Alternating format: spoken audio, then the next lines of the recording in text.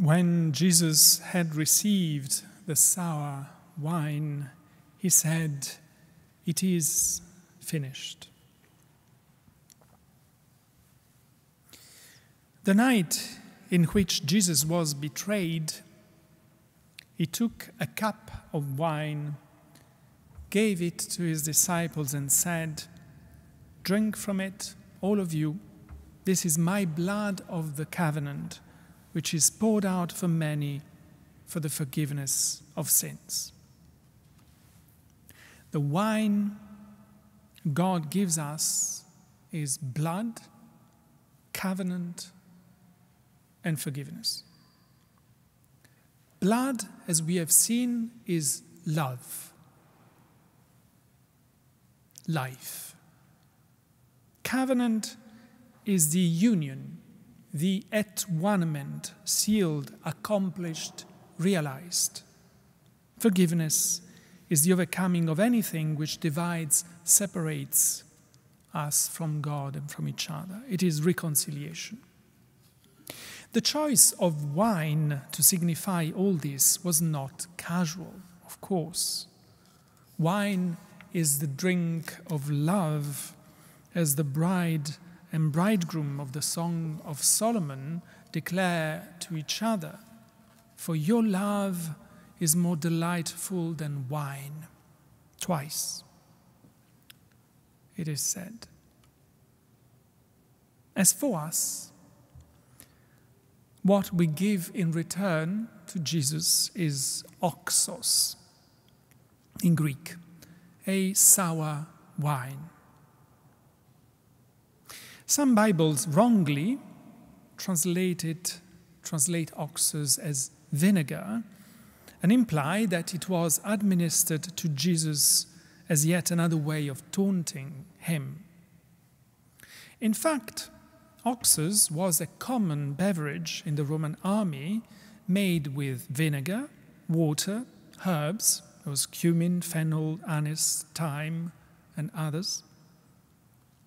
And despite its pungent taste, it was energizing and healthy. Thus, it might have been given to Jesus with the intention of granting him a final, fleeting respite before his imminent death. Indeed, as he receives this sour wine, Jesus declares that all is accomplished. The Greek verb does not mean it is the end, but rather all that had to be done is done. What had to be done, what is accomplished, is summed up in the word that touches me most in the whole of the hymn Crux Fidelis. And it is in the verse we have just heard. De parentis protoplasti frade factor condolens. Condolens.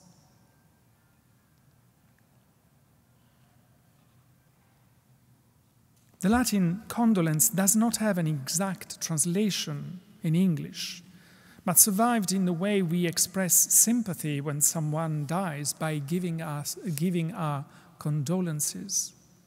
Condolence. In Latin, it has the much deeper meaning of suffering with, sharing in the same pain as someone else.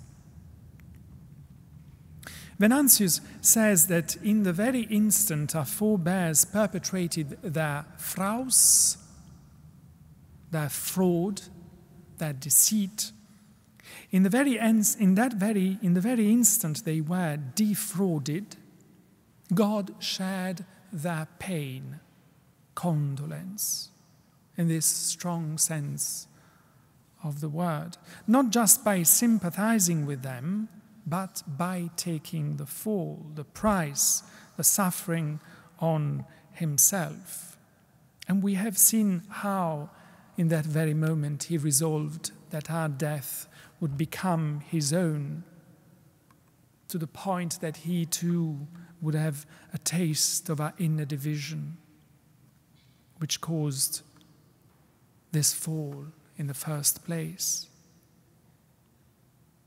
The sense that God has abandoned us, that we are left to our own devices.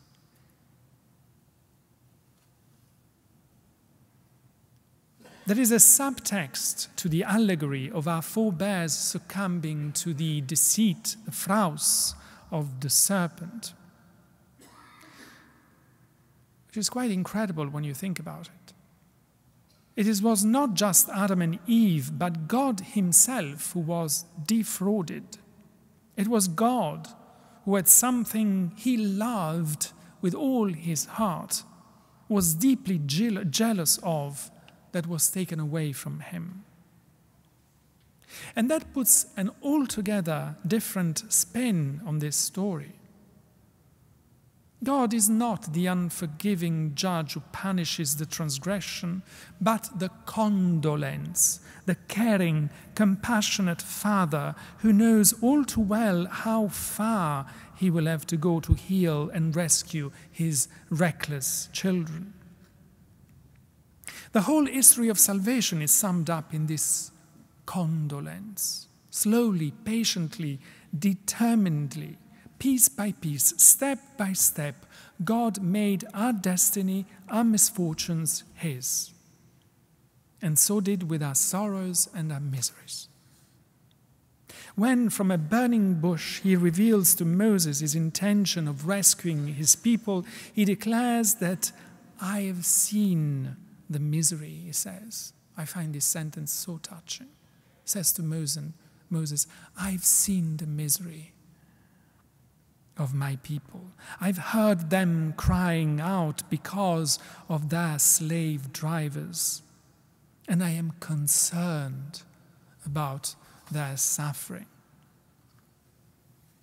When a leper comes to him, Jesus is moved with compassion. When he sees Martha weeping and the Jews who had come with him also weeping, with her also weeping, he is deeply moved again in his spirit and greatly troubled. This is God condolence. All our pain becomes his. Our death becomes his, so that we can be healed. Still the same principle. Whatever was not assumed was not healed. When he declares it is finished, it is accomplished, he means that this condolence, this compassion, this suffering with, has embraced, assumed the whole of our human condition, that nothing is left out. Now, bear with me if I have to mention this, but some theologians, especially in the Reformed tradition, want us to believe that salvation is forensic, from the Latin forum, that is open public court of justice. In other words, salvation is the commuting of a verdict. Because of our forebears' transgression, we were under a death sentence. Jesus was executed in our place, and therefore we are absolved. For these theologians, this is a way of stating that God saved us without our contribution, that redemption is not something we can buy with our own good deeds. And on this, yes, I totally agree.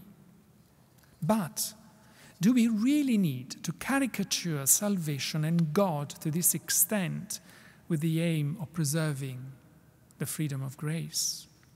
And what violence needs to be inflicted on Scripture to vouch for this transactional, as we said earlier, forensic, cold, and I believe deeply damaging version of salvation? We can discard this approach without giving it second thought. God is not interested in commuting our status, but in changing our heart. And he is emphatic in his description of what to be saved means. What makes us Christians?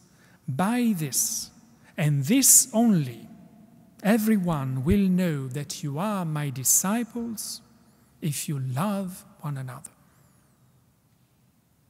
By this, everyone will know that the blood, the covenant, and the reconciliation have indeed accomplished what they signify, if we truly start to care for each other and love God, yearn for Him in the way He does for us. Sure, here you will rightly tell me that we will never be capable of the same love. Of course not.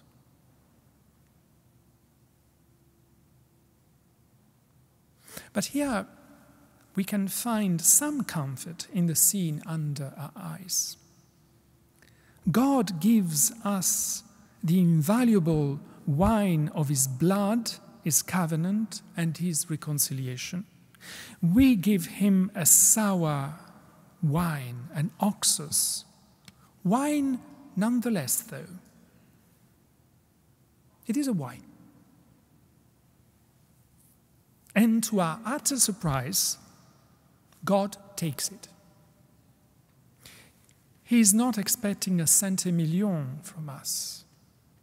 Sour wine will do.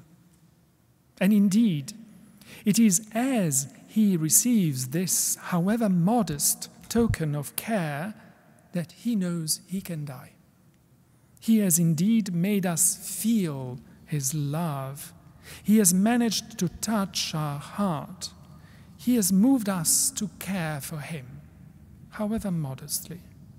His mission is fulfilled. The hero can die in peace and proclaim, I have done it. It is accomplished.